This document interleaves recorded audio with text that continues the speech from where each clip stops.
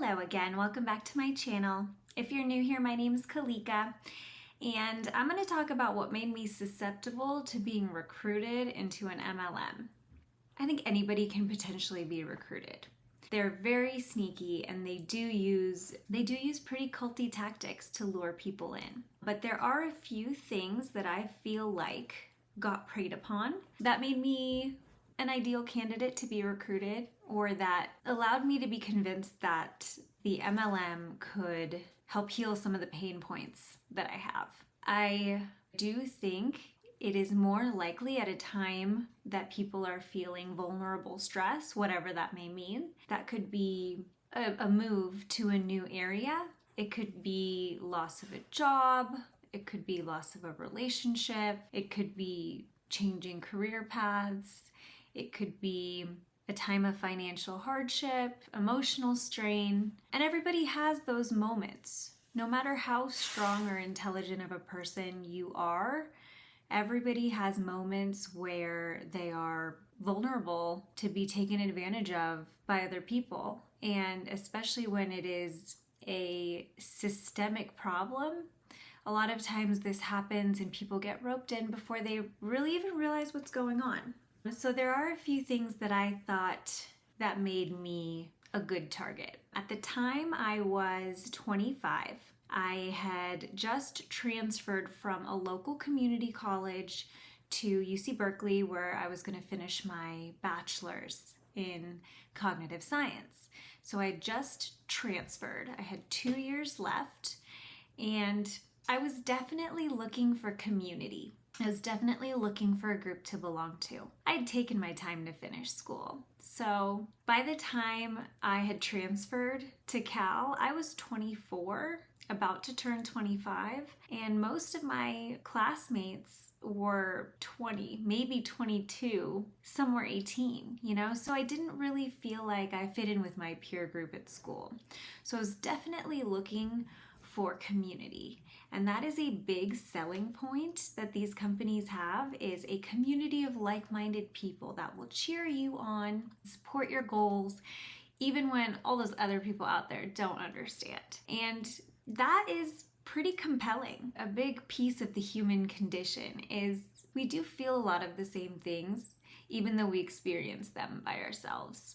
And the most characteristic one is feeling lonely, feeling alone. We have all experienced feeling alone, and we all experience it. But isn't it so wild that when we're going through it, we feel like no one understands?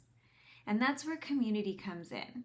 And if you find a community that's compelling around something that you're interested in, or something that you could see yourself getting passionate about, it does draw you in. I was also estranged from my family.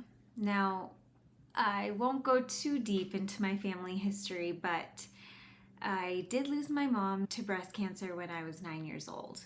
I grew up in a pretty strict Indian family with my dad, his mom, so my grandma, and my older brother. And I kind of had a falling out. 16 to 18 were probably my roughest years. I know a lot of people can probably relate to that, but I ended up moving out on my 18th birthday and essentially saying, I'm going to do things my way for my mental health. And at that point, I kind of lost communication with my family for a couple years.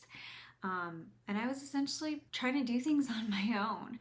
And so that lack of strong core family values, as much as I do think that me leaving home was the best decision for me, strong family ties do protect you.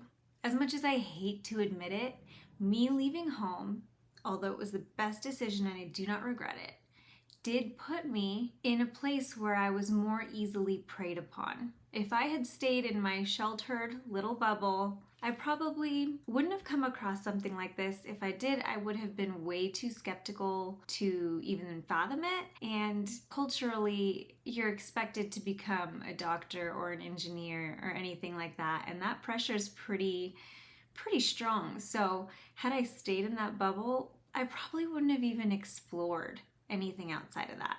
I was pre-optometry when I got introduced to this. I was pre-optometry because I thought that's what I should do, but I wasn't passionate about that. And that brings me to my next point. That's what drew me in to network marketing as well. When you're in a job that you don't love, but you don't hate, or you're on a career path, or you're taking classes for something that seems like the responsible choice, but you may not be too excited about it. When they pitch you the opportunity to create whatever lifestyle that you want on your own terms, it can suck you in. It can make you think that you can create whatever life you want through this opportunity. And you can create whatever life you want, but not through that opportunity. I remember not being over the moon about optometry. So when I graduated, I didn't go into a post-bac program or a med school or an optometry school program. I decided to continue bartending and build my business. Even when I wanted to go into the mental health field, because that's where my studies had led me, I realized that I wasn't making nearly as much as I wanted to be, and even the trajectory of the career path that I was on wouldn't bring me the income that I'd really wanted after that much of a time investment in school. So I thought I could make better money in MLM. Isn't that wild? So when you feel like you're not all locked in on your job, you're not all locked in on your career, you don't feel like you're doing what you're called to do, which is a lot of people, let's be honest. There's very few people that know exactly what they want to do, end up going to school for that, getting a job in that career, and working in that field for their entire life, which puts a lot of us at risk for being lured in when we're questioning whether we're on the right path. FOMO, fear of missing out. This is why I talk about curiosity posts as much as I do, because that's what got me. I saw my best friend doing this with another friend, and I didn't want to miss the boat, especially because it was travel and I love to travel. I'm like, if they are just going to go travel the world together, money aside, I didn't want to miss out. And then the fact that you could actually make an income doing something like that, I'm like, oh my gosh, if I turned my nose up at this, I could be kicking myself forever. FOMO is a real thing. It is used in marketing all the time. It's just unfortunate when it's your friends and family using it on you, because those are the real things that you feel like you're going to miss out on. When it comes to doing things with your friends and family, which really taps into most people's core priorities, it can be very compelling. I mentioned I grew up in a strict Indian family, and I do think that term downplays it. It was a very authoritarian style of parenting, and without going into all the mental health problems that can lead to, it does have a child grow up kind of being a people pleaser, wanting to make sure they're doing everything right if there's an authority figure that's telling them what to do, because if not, you're going to be punished.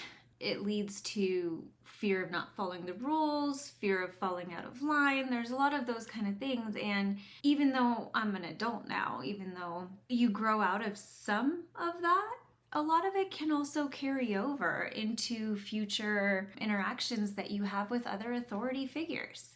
And in the case of network marketing, it can be pretty toxic when it comes to uplines and mentors, trainers, company owners, and what they tell you to do. If they tell you what you need to do, it's like, oh my gosh, I have to do that right away. It's like a homework assignment. Even though I'm an adult and I'm paying and they're not paying me and this isn't a job, if they told me to do something, I feel obligated to act on it.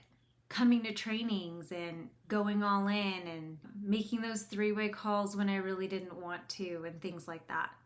Even though some of those things happened after I was actually recruited, I do think they played into me being a good recruit. Side note on that is the whole coachable thing. Coachable really means how easily can you be manipulated, that you will do whatever they tell you to do.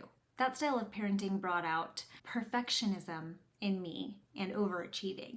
In school, I was always like a top performer because I got in trouble if I missed one question on that test. And so I got used to doing everything perfectly. And so when they tell you that you just have to follow the steps, follow the simple system, and you'll win, I would race to do everything that they told me to. It wouldn't pay off. but I would blame myself for it and keep going and keep working harder. That's the ideal person that the MLM is looking for, because they'll stay in longer.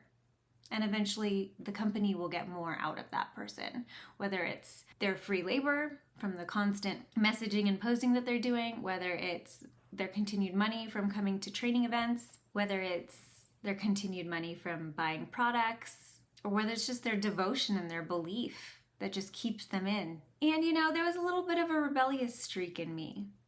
The same part of me that was estranged from my family and wanted to prove that I could do it all on my own, this fed into that. This feeds into that streak in anybody who doesn't want to do it the conventional way, and they're shown this opportunity that they can be themselves, become the best version of themselves, and then create the life that they want. When you're being sold that dream, it's hard not to buy into it a little bit, especially if you're somebody who doesn't just play by the rules and wants to do things their own way. And that was me. I wanted to prove that even if I wasn't a doctor or a lawyer or an engineer, even if I didn't finish high school on time, I could still become a success. I could find something that was my own, nobody else's, that could take me where I wanted to go. So I think those were the main things that made me an easy target. I don't say that to imply that you should eliminate those traits, or that if you have any of them that you're going to be taken advantage of. It's more of a warning sign. Embrace your personality, but there are characteristics of your personality that people who know psychology, people who have studied sales, people that know how to manipulate others, how to influence them to do things, they can take advantage of your personality traits. And these aren't the only ones. There could be completely opposite traits that also get taken advantage of. If anything comes to your mind, or if you have a similar experience, I would love to have you share below if you're open to that, to help continue the conversation and create a space where everyone feels like they can explore these topics safely, also learning how to equip themselves against being unduly influenced by others. Hopefully that was helpful. Thanks so much for watching. I'll catch you in my next video.